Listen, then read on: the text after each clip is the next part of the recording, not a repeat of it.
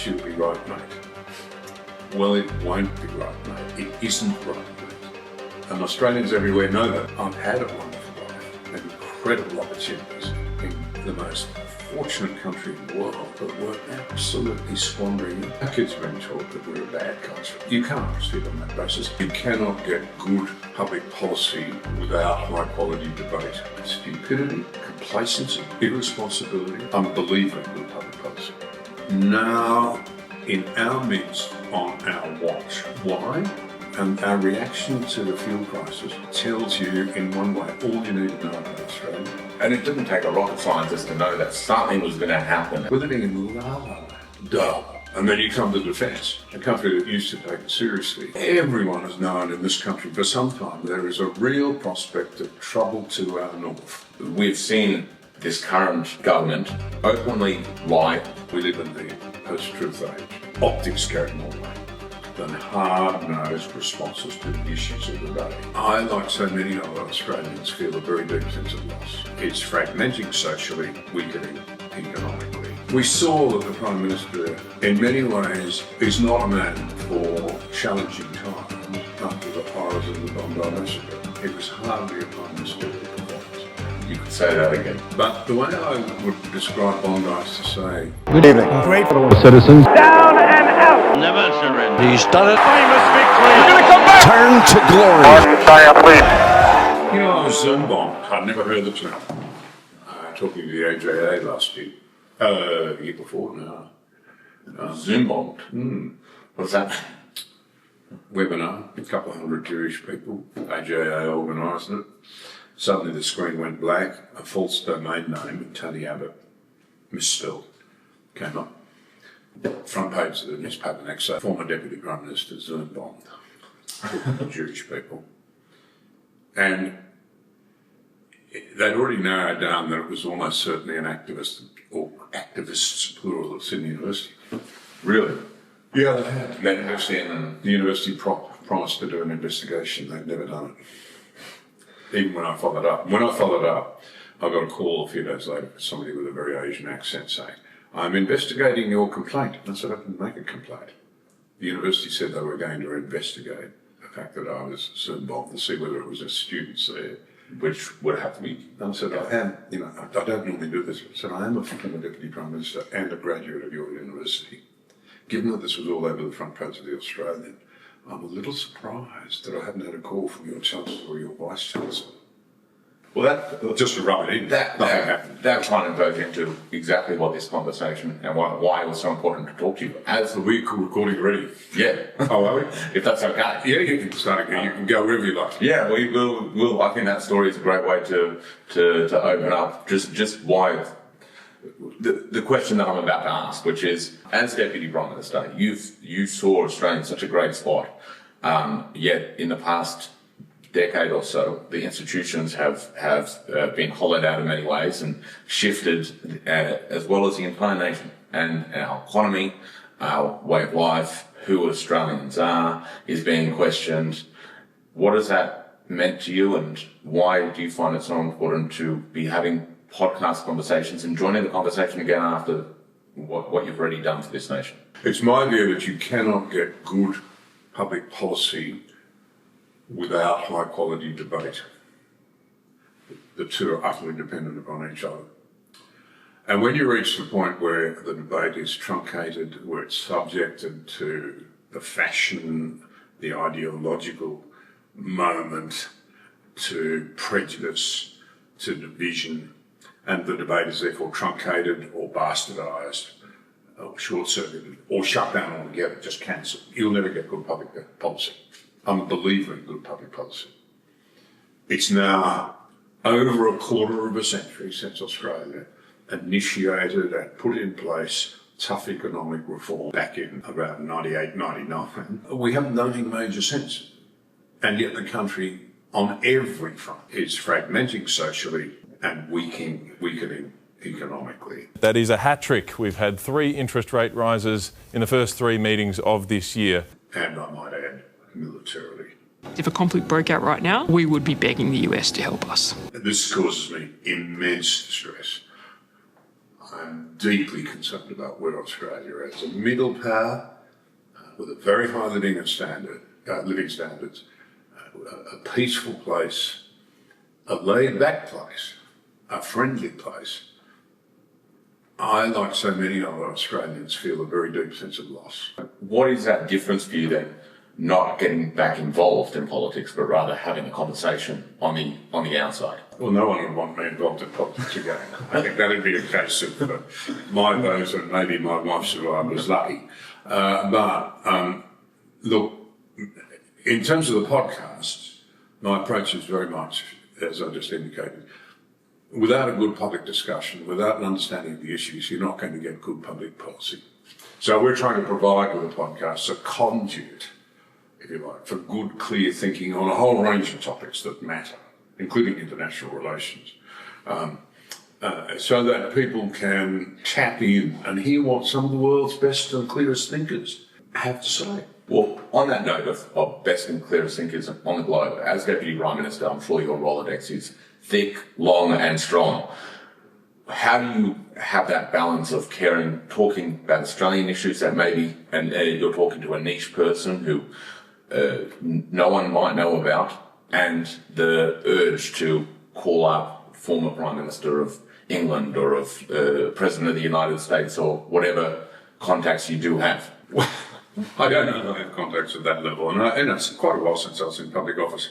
Look, I try to go with high quality thinking, whoever's providing it. And sometimes I've gone to people that might not be known in the public arena at all, but I think what they're saying ought to be heard. And I've done quite a bit of that.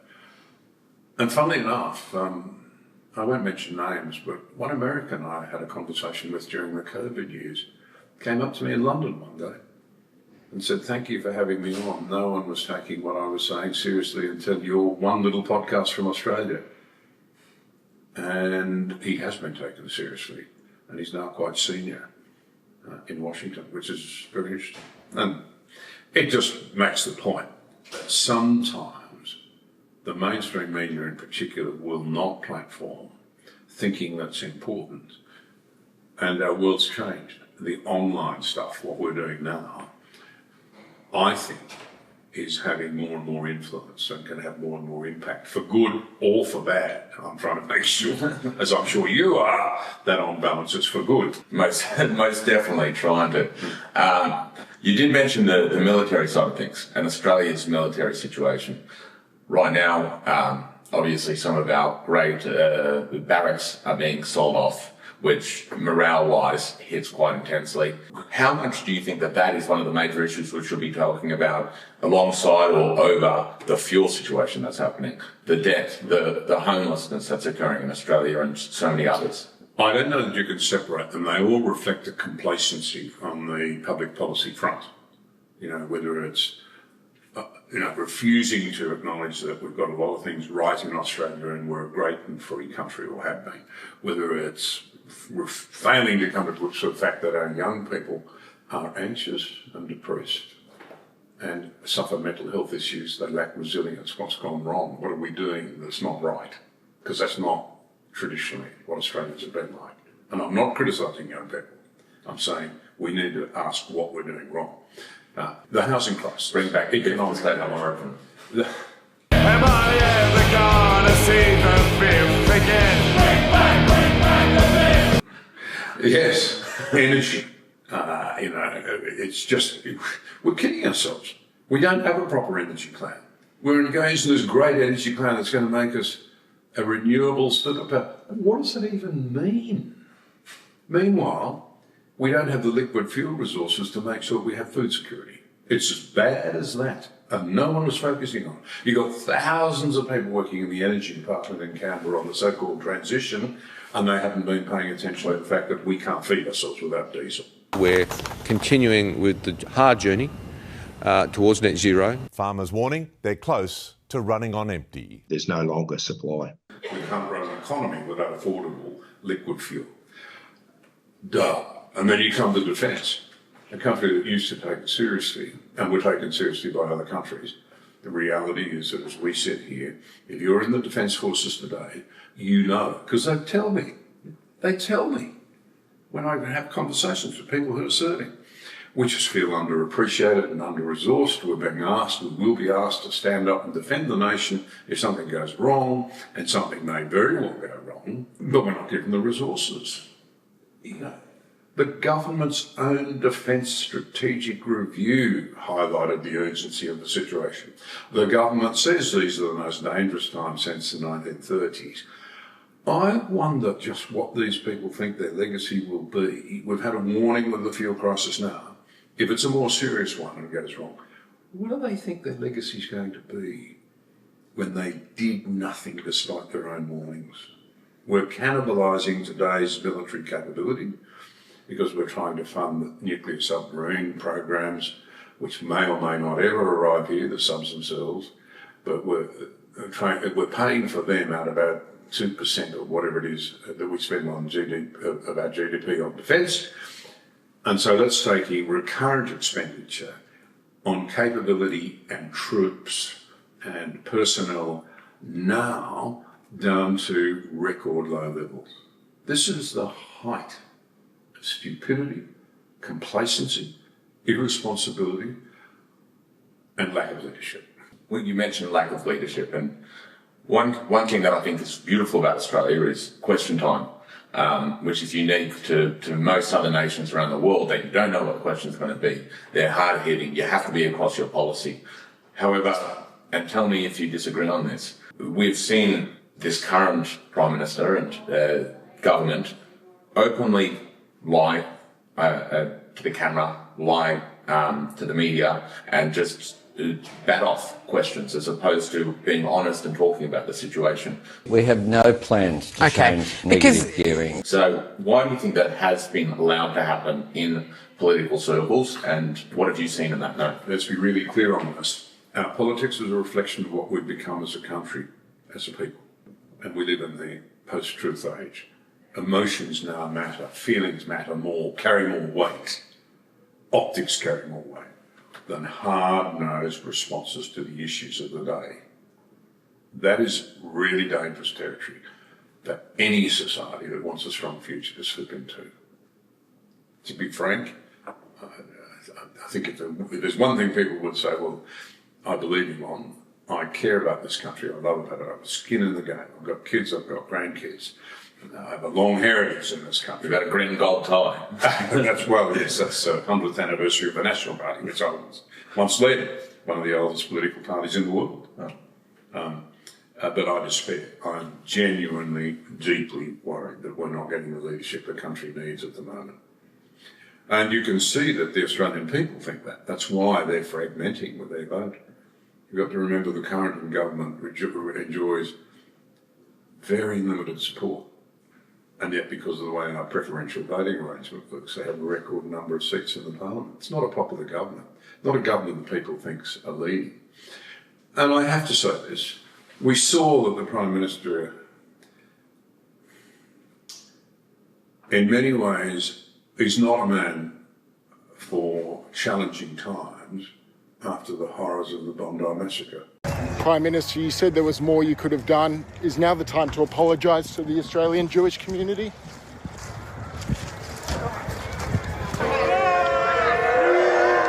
The need for tougher gun laws. Tougher gun laws. This is an anti-Semitism problem, and it has been building and building. And to you, Anthony Albanese, Tony Burke, Penny Wong, come down off your high horse and stop trying to run for cover. This is a government in disgrace.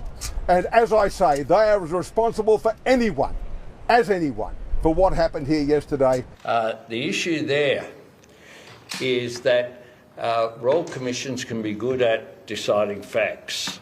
What the Richardson Review will do is decide facts. Where royal commissions are not as good is to consider things that are not agreed, where people have differences. It was hardly a Prime Ministerial performance. You could say that again. And that was actually going to be my next question. You mentioned how much feelings are the factor, yet after the Bondi Massacre, feelings were not taken into consideration one iota. Laying a wreath in the morning, very much not answering the Jewish community. So how can those two work alongside? Or what feelings do matter in Australia to this leadership in your opinion? Well, the one feeling that should matter is an absolute commitment to your neighbour. But beyond that, what you need to do when you lead, your responsibilities are not those of a private citizen. They are to provide a safe environment. It's the chief end of the federal government of Australia is the security of the Australian people. But the way I would describe Bondi is to say the debate afterwards revealed to me how hollowed out we have become. Firstly, it was guns. You can have a debate about gun laws, but that wasn't the issue. Nothing like it. And it just angered people who had guns. He said, how come you're pointing at us, not at the people who did it? Especially out in the bush. Out in the bush. You'll forgive me for saying it, but anti-Semitism is an ancient and evil scourge that's been with us since the beginning of humanity. It's not new either. I always say what sells sex, guns, alcohol, and the Jews did it.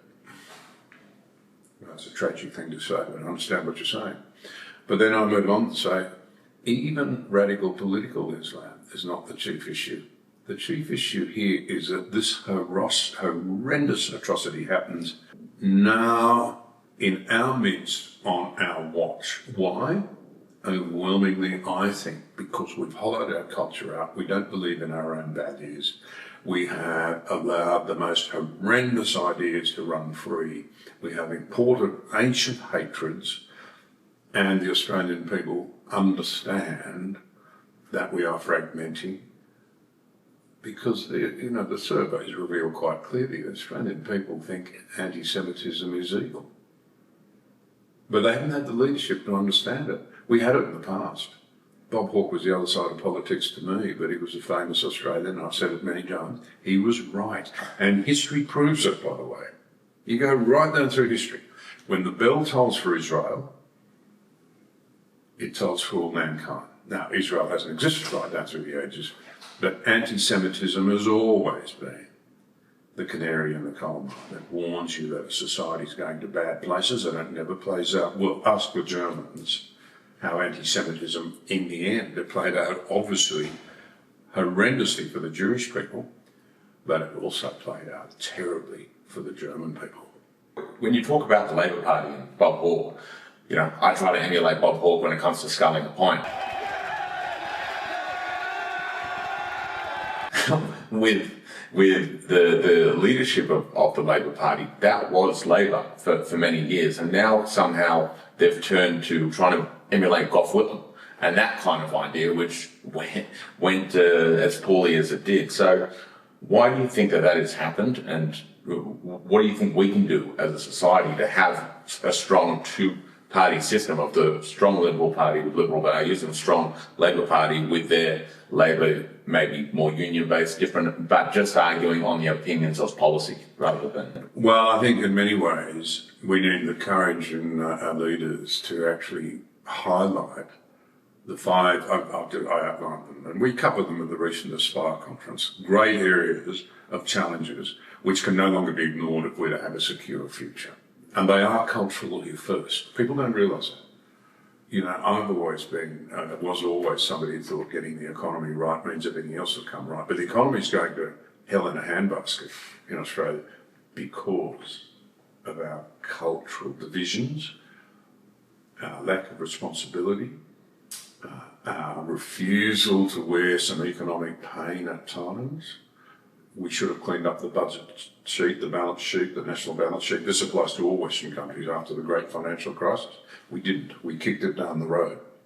We should have had the courage to say, no, this happened on our watch. We won't pass this on to our children. Now, every Western country is facing utterly crippling public sector debt. And we lack the willpower and the leadership to sort it out. This is threatening our future. Make no mistake about it. It is threatening our future. So what are the answer? Well, it's leadership, it's conviction. One of the things that I draw a lot of hope from is that, and I have referenced this many times, that we know our young people are not doing very well, and I'm not down on them. I do think they need to face up a bit, but we've created this society, what you pass on to your kids is really important. But what I do want to say is that, and I think this is happening right across the Western world, a lot of young people are seeing the mess, and you often get real leaders emerging when they realise there's a need for heroes. There's a task that has to be tackled, and they'll see the excitement and the opportunity in it, and the responsibility. So when it comes to that hole, which definitely there is definitely a leadership hole occurring right now. There's one nation would not be rising the way that they are if there was a strong Liberal Party, and if Labor hadn't gone so far to the left. What would you suggest to people of my age asking themselves, should we be getting into politics and trying to find a leadership role, or just this is too far gone? No, you must never say it's too far. You might be able to mount an argument that you can't retrieve it or whatever, but that is to surrender. That is to betray the heroes who gave us so much. We need new heroes. So I would say that every young person should be asking themselves, not should I join a political party, but why would I not join the political party of my choice? And when so many people, young people today, but I mean, this has happened over the years, and maybe it's a bit rude to ask you this question, but so many say, oh, politicians, they're all the same, it's just going to be a basket case, they're all liars, or so on and so forth. What would you say to that notion? Well, just shows why you need it, doesn't it? If you're not like that, if you can do a better job, you need it. Well, it's not true, by the way. Of course, there are good men and women on all parts. But the media, particularly, the mainstream media, and frankly, a lot of online media now, has fed this narrative, this cynical narrative. Skepticism can be a healthy thing. Cynicism is just corrosive. And we've slipped into hostile cynicism on almost every front. And I sometimes say that we've lost confidence in one another, in our political processes, in the institutions of freedom, and perhaps worst of all, the thinking that gave rise to the institutions that have actually served us so well. And thinking, if you'll forgive me for saying so, was largely driven by belief systems. The Judeo-Christian influence, has been massive. Even the story of Exodus, let my people go, do not enslave my people. The Ten Commandments, loving your neighbour, those sorts of things lie at the heart of our culture. And we've abandoned them. We're cynical about them. We don't understand them. And that's which we don't understand. We either ignore at its most benign, or we become hostile to them. We're cynical, but we become hostile to things that we don't understand. That's our human nature. So we need to understand again what are those who have gone before us have given us. And we need heroes who will step up and pick up their work, defend it and pick it up, not let it slide into the morass that it is at the moment. As a former Deputy Prime Minister who was in a leadership political position during a very strong time of Australia's growth, what are the actual ways in which government moves that you can enter political life and recreate what your generation or team was able to do? We have now eliminated the $96 billion of net debt. History rhymes and never exactly repeats, but the broad principles would be, firstly, a commitment to clear thinking and more right brain, less left brain thinking. Can you define what that means? Left brain, right brain? Yeah. Well, both are necessary, but they should be in balance. All cultures that have worked well have had a right balance between feelings and facts, if you like, between emotional commitment to one another and better outcomes and all of those things, balanced by an utter pragmatic realism that if you want to be secure, you have to run a proper economy. You have to run proper security services. You have to secure supply chains. You shouldn't spend your children's money and expect your country to go on being free. Firstly, we have to believe in our own culture. Our kids are being told that we're a bad culture. You can't proceed on that basis. Who's going to stand up and defend a bad culture? Secondly, we've got to help young people build more resilience, be the leaders of tomorrow, have the emotional security and the educational cutting edge, and we're not educating our young people well. We spend more than the average in the OECD, the Organisation for Economic Cooperation and Development, 35 rich countries around the world, per child on education, I think, than any of them. And we have amongst the very worst outcomes of all. Well, who's in charge of this? Who's going to fix it? I mean, what do all these bureaucrats do? The people who set the curriculum. And I'm not going to slag off at our teachers, too many of them in my own family, to want to do that. But the curriculum is not working. The disciplinary codes are not working. And we are letting our children down. We're not helping them. We're letting them down, and we're letting our country down. We have to pay more attention to economic management, to not overspending, ending the intergenerational theft, and grapple with that really big issue that is disillusioning so many young people. They can't afford a house, so they're making decisions now around lifestyle choices on the basis that I'll never afford a house, so I'll go and spend a fortune on my pets. You know, Generation Z in Australia spends more on its pets than Generation Z anywhere else in the world. Then the energy debate, it's just so irresponsible to pretend you can do it all with renewables. You can't. We need an energy mix. We are ruining not only our economy now, but our future prospects by not getting it right. And then the three aspects of security, which are cyber security, supply chain security, and an actual defence force. So there are the 5 broad areas that require urgent leadership in Australia today for the sake of your generation and my grandkids' generation. I'm all right. You know, I've had a wonderful life and incredible opportunities in the most fortunate country in the world, as I see it, but we're absolutely squandering it. And our reaction to the fuel crisis tells you in one way all you need to know about Australia. I can announce that my government has secured an additional 100 million litres. We've been signatories to the International Energy Agency's arrangements since the 1970s, when there were nasty fuel shocks, when I was young. We signed up in 1979. We were self-sufficient in those days in exporting refined oil products, petrol, diesel, etc. That started to decline about 20 years ago and has now fallen away precipitously. We're meant to have 90 days in reserve if you're not doing your own production, which we're not anymore. 90 days. And Australia is saying, oh, we've improved our fuel security, we've got 35 days. Well, Japan, like us, a trading nation surrounded by water with no crude or little crude of their own, it's 254 days. Right? That says it all. We're living in la la land. And I happen to disagree vehemently with the sugarcoating of this relief on excise and so forth, because I understand people don't like paying a lot at the petrol pump. But actually that money should have gone to saying, and a whole lot more money needs to be put before the Australian people, that in the national interest, high fuel prices are a problem. No fuel is an absolute crisis. We can't feed ourselves. We can't get our groceries around. We can't get our medical supplies. There are 5,000 products that we use. That's an actual number around about. Anyway, that are dependent, from medical supplies to foodstuffs, etc., on the petroleum industry. We can't live without it. And the idea that, oh no, what we need to do now is electrify everything, it can't be done.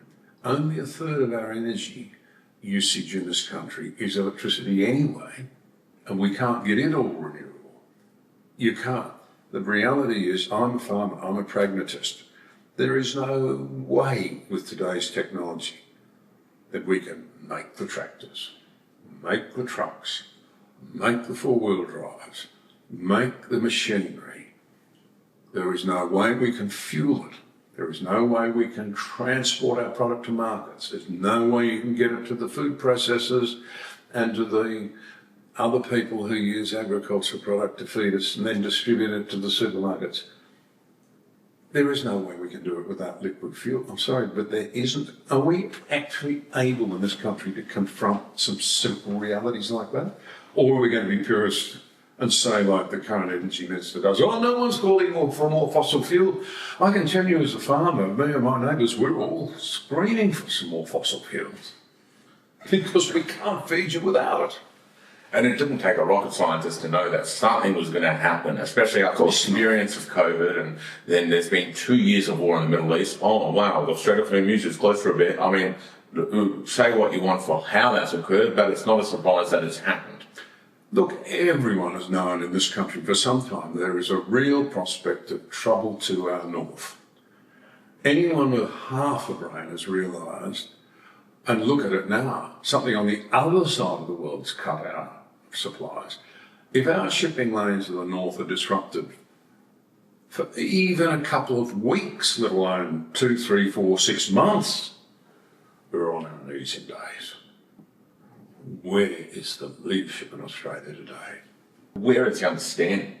Because I think that the excise was just, you know, the inner city suddenly feel a bit of an ease. They don't really understand what's going on out in the country. And now, for the first time, people are hearing what farmers are saying. I think Carl Stefanovic does a very good job at trying to highlight that situation.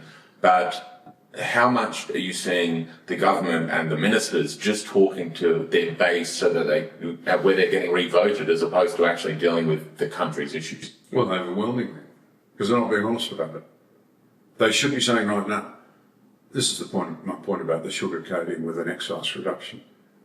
The responsible leadership thing to have done would have been to have said, this is a real wake-up call. We actually have to find cuts in expenditure, raise money, do whatever we need to do to actually get that storage of fuel here so we can keep things going. Let me just repeat it.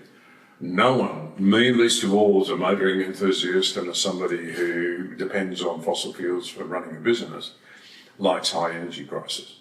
But there's something infinitely worse. It's called no energy. For people that don't understand what happened in the 70s, can you explain just what it was like when energy got to that, when fuel got to that point of potential crisis? It was very serious indeed. It all arose out of the Middle East. America, in those days, was losing its self-sufficiency. It's now recovered it. Yeah. That's an important message in itself. It started to lose it in the 50s, really, 60s. By the 70s, they were importing, heavily dependent on imported oil, and there were shocks in the Middle East, and that dried up. And the imagery of America facing these fuel crises, it was extraordinary. And these things have enormous ramifications. Broadly speaking, what happened was that in the 70s, stagflation broke out. High inflation, no growth, and declining living standards right across the Western world. It's partly what got me interested in politics. I remember at my last day at school, I was in a cadet corps, looking at the very busy, one of the busiest roads in Sydney.